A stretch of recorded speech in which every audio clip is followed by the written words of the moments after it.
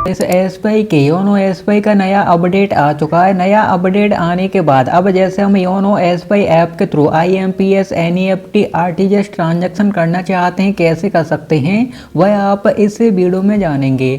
तो जैसे आप एसबीआई के योनो एसबीआई ऐप को अपडेट करने के बाद ओपन करेंगे, आप इस में लॉगिन हो जाएंगे तो आपके सामने योनो एसबीआई ऐप का कुछ इस प्रकार इंटरफेस देखने को मिलेगा।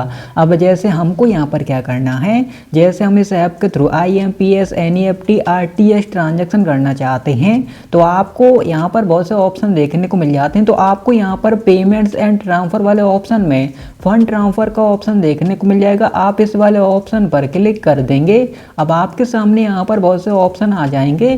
तो अब जैसे हम यहाँ पर इस ऐप के through IMPS RTGS NEFT transaction करना चाहते हैं तो हम यहाँ पर सेंड मनी वाले ऑप्शन पर क्लिक करेंगे। ओके, जैसे हमने इस वाले ऑप्शन पर क्लिक किया तो जैसे आप यहाँ पर देख सकते हैं, जैसे हमारे योनो एसबीआई में पहले से बेनिफिशियरी ऐड थे वह हमको यहाँ पर देखने को मिल जाते हैं। तो जैसे आप पहले से योनो एसबीआई ऐप को यूज करते हैं, आपने पहले बेनिफिशियरी ऐड किया होगा तो वह लिस्ट आपको यहाँ पर देखने को मिल जाएगी। अब जैसे अगर आप जैसे योनो एसबीआई ऐप के through NEFT RTGS IMPS transaction करना चाहते हैं तो सबसे पहले बेनिफिशियरी ऐड करना होता है। तो अभी यहाँ पर नया अपडेट आने के बाद अब हमको यहाँ पर ऐड पे का ऑप्शन देखने को मिलता है, यानी बेनिफिशियरी ऐड करने के लिए आपको अब इस वाले ऑप्शन पर क्लिक करना होगा। ओके, पहले से ऐड है, उसके बाद आप एनईएफटी आरटीजीएस आईएमपीएस ट्रांजैक्शन कर सकते हैं। तो जैसे बेनिफिशियरी ऐड करना चाहते हैं सबसे पहले आप वह जानेंगे। तो जैसे बेनिफिशियरी ऐड करने के लिए ऐड पे वाले ऑप्शन पर क्लिक कर देंगे। इस पर क्लिक करने के बाद अब आपके सामने बहुत से बैंक आ चुके हैं। तो अब यहाँ पर जो भी बेनिफिशियरी ऐड करने का प्रोसेस है वह यहाँ पर चेंज हो चुका है। तो अब यहाँ पर हमको क्या करना है, जैसे आप जिसको बेनिफिशियरी बना रहे हैं उसका किस बैंक में खाता है, आप यहाँ पर बैंक का नाम सर्च कर सकते हैं। ओके, तो जैसे हम जिसको बेनिफिशियरी बना रहे हैं उसका खाता जैसे बैंक ऑफ इंडिया में है तो जैसे हमको यहाँ पर देखने को मिल रहा है। अगर देखने को नहीं मिलता है तो आप बैंक का नाम सर्च कर सकते हैं, बैंक आ जाएगा। उसके बाद बेनिफिशियरी ऐड करने के लिए आपको उसी बैंक पर क्लिक कर देना। जैसे हमने इस पर क्लिक किया तो अब जैसे हम जिसको बेनिफिशियरी बना रहे हैं उसका खाता बैंक ऑफ इंडिया में है। अब जैसे हम यहाँ पर क्या करेंगे, यहाँ पर account number confirm account number यानी खाता संख्या, जैसे जिसको बेनिफिशियरी बनाना उसका खाता बैंक ऑफ इंडिया में है तो इनका जो account number confirm account number यानी 2 बार अकाउंट नंबर एंटर करना होगा। उसके बाद जैसे अकाउंट नेम, तो इनका नेम क्या है अकाउंट में वह हमको यहाँ पर एंटर करना होगा। वेरीफाई पर क्लिक करेंगे तो जो भी सही नेम होगा वह बताया जाता है। ओके, वेरिफिकेशन आपको कर लेना। उसके बाद सेट निकनेम में आप कोई भी नेम एंटर कर सकते हैं। ओके, अपने अकॉर्डिंग आपको एक निकनेम सेट कर लेना होता है, बस इतना करना होता है। पर ट्रांजैक्शन लिमिट, अब यहाँ पर आपको पर ट्रांजैक्शन लिमिट भी सेट कर लेना है। मैक्सिमम आप इतना कर सकते हैं। ओके, आप कितना भी कर सकते हैं, अपने अकॉर्डिंग आप यहाँ पर सेट कर लें। ओके, तो जैसे हम सेट कर लेते हैं उसके बाद हम यहाँ पर प्रोसीड कर देंगे। ओके, तो जैसे हमने प्रोफिट किया तो जैसे आप यहाँ पर दे सकते हैं ऐड पे वाई। अब यहाँ पर हमको ऑथेंटिकेशन भी कंप्लीट करना होगा। तो अब यहाँ पर ऑथेंटिकेशन करने के लिए भी आपको यहाँ पर 2 ऑप्शन दिए जाते हैं। ओटीपी एम पिन के थ्रू आप ऑथेंटिकेशन कंप्लीट कर सकते हैं या फिर आप जैसे एसबीआई के एटीएम मशीन पर जाकर वहाँ पर आप ऑथेंटिकेशन कंप्लीट कर सकते हैं या फिर अपने ब्रांच जाकर भी ऑथेंटिकेशन कंप्लीट कर सकते हैं। अगर आप जैसे एटीएम मशीन पर जाते हैं वहाँ पर जैसे ऑथेंटिकेशन कंप्लीट करते हैं या फिर अपनी ब्रांच जाते हैं तो इंस्टेंटली जो आपका बेनिफिशियरी ऐड हो जाएगा। ओके, और आपने जो भी लिमिट सेट किया था आप उतना लिमिट तक ट्रांजैक्शन भी कर सकते हैं। ओके, इंस्टेंटली जैसे यहाँ पर बताया जाता है। लेकिन जैसे अगर ओटीपी एम पिन के थ्रू ऑथेंटिकेशन कंप्लीट करते हैं तो यहाँ पर 60 मिनट का कूलिंग पीरियड रहेगा। ओके, उसके बाद ही बेनिफिशियरी ऐड हो पाएगा। उसके बाद जो भी ट्रांसफर लिमिट रहेगा मैक्सिमम इतना रहेगा जैसे यहाँ पर बताया जा रहा है, एप्लीकेबल 4 डे तक। ओके, उसके बाद इंक्रीज होगा जैसे यहाँ पर बताया जा रहा है। ओके, तो जैसे अगर एटीएम के थ्रू करते हैं जैसे एटीएम मशीन पर जाकर तो इंस्टेंटली हो जाता है। तो आप कोई भी ऑप्शन अपने अकॉर्डिंग सेलेक्ट कर सकते हैं।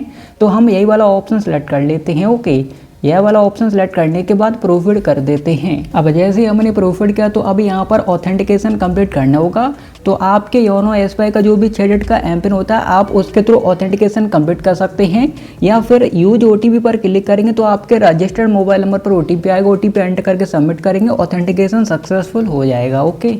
तो जैसे आप यहाँ पर देख सकते हैं ऑथेंटिकेशन सक्सेसफुल हो चुका है। अब यहाँ पर आपको क्या करना है, अब जैसे हमको गो टू होम पेज पर क्लिक कर देना। जैसे हमने गो टू होम पेज पर क्लिक किया तो जैसे हम योनो एसबीआई के जो होम पेज वहाँ पर आ चुके हैं। अब जैसे हमको फंड ट्रांसफर वाले ऑप्शन पर क्लिक करना, सेंड मनी वाले ऑप्शन पर क्लिक करना। तो अब जैसे हमने फंड ट्रांसफर वाले ऑप्शन पर क्लिक किया तो जैसे आप देख सकते हैं अभी हमने वाला बेनिफिशियरी ऐड किया था तो इसके सामने अभी यहाँ पर पे वाला ऑप्शन नहीं आ रहा है क्योंकि अभी यह बेनिफिशियरी ऐड नहीं हुआ है। जैसे आप इस वाले आइकन पर क्लिक करेंगे तो यहाँ पर बताया जा रहा है इन प्रोग्रेस, यानी अभी जो बेनिफिशियरी हुआ एक्टिवेट नहीं हुआ है। जैसे 60 मिनट का कूलिंग पीरियड रहता है उसी के बाद यह एक्टिवेट हो पाएगा, जैसे वहाँ पर बताया जा रहा था जब हम ऑथेंटिकेशन कंप्लीट कर रहे थे। ओके, तो जैसे आपका बेनिफिशियरी ऐड हो जाता है उसके बाद आपको यहाँ पर पे का ऑप्शन देखने को मिल जाएगा। जैसे ये एक्टिवेट हो जाएगा इसके सामने भी पे का ऑप्शन आ जाएगा। तो अब जैसे एक्टिवेट होने के बाद पे वाले ऑप्शन पर क्लिक करना हो, जैसे ही पे वाले ऑप्शन पर क्लिक किया तो जैसे आप यहाँ पर देख सकते हैं जैसे ट्रांसफर नाउ और शेड्यूल पे का ऑप्शन देखने को मिल जाता है।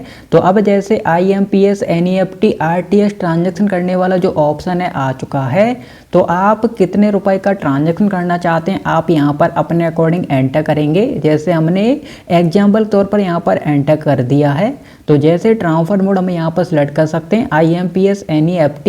आप जितने का ट्रांजैक्शन करेंगे उसी के अकॉर्डिंग पेमेंट मोड यहाँ पर सिलेक्ट होता है। ओके, तो जैसे IMPS हम यहाँ पर सिलेक्ट रहने देते हैं और यहाँ पर शेड्यूल पे का ऑप्शन देखने को मिलता है। जैसे आप इस पर क्लिक कर देंगे तो जैसे अगर आप जैसे NEFT या फिर IMPS ट्रांजैक्शन करते हैं तो आप अपने ट्रांजैक्शन को शेड्यूल कर सकते हैं कि आप किस डेट को अपना जो पेमेंट है शेड्यूल करना चाहते हैं। आप कैलेंडर से सिलेक्ट कर सकते हैं, यह भी ऑप्शन देखने को मिलता है तो आप सिलेक्ट कर सकते हैं। या फिर जैसे ट्रांसफर नाउ पर क्लिक करेंगे उसके बाद सिलेक्ट ए पर्पस, तो यहाँ पर एक पर्पस सिलेक्ट कर लेना होता है। उसके बाद बस आपको यहाँ पर प्रोफिट कर देना होता है। जैसे आप करेंगे प्रोफिट करने के बाद अब जैसे आप यहाँ पर दे सकते हैं। तो अब जैसे हमने प्रॉफिट किया तो आप यहाँ पर दे सकते हैं रिव्यू ट्रांजैक्शन डिटेल।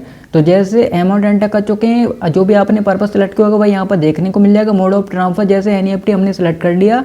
उसके बाद आपको क्या करना है, बस आपको टर्म एंड कंडीशन को एक्सेप्ट करना है, कंफर्म करना है। जैसे आप कंफर्म करेंगे उसके बाद एमपिन ऑथेंटिकेशन, तो जो भी आपके योनो एसबीआई का एमपिन है उसके थ्रू आप ऑथेंटिकेशन कंप्लीट कर सकते हैं। या फिर यूज OTP पर क्लिक करेंगे, आपके मोबाइल नंबर पर OTP आएगा, OTP एंटर करके सबमिट करेंगे। उसके बाद जो भी आपका ट्रांजैक्शन है वह यहाँ पर सक्सेसफुल हो जाता है। ओके, तो अब आप इस तरीके से एसबीआई के योनो एसबीआई ऐप के through NEFT RTS IMPS transaction कर सकते हैं।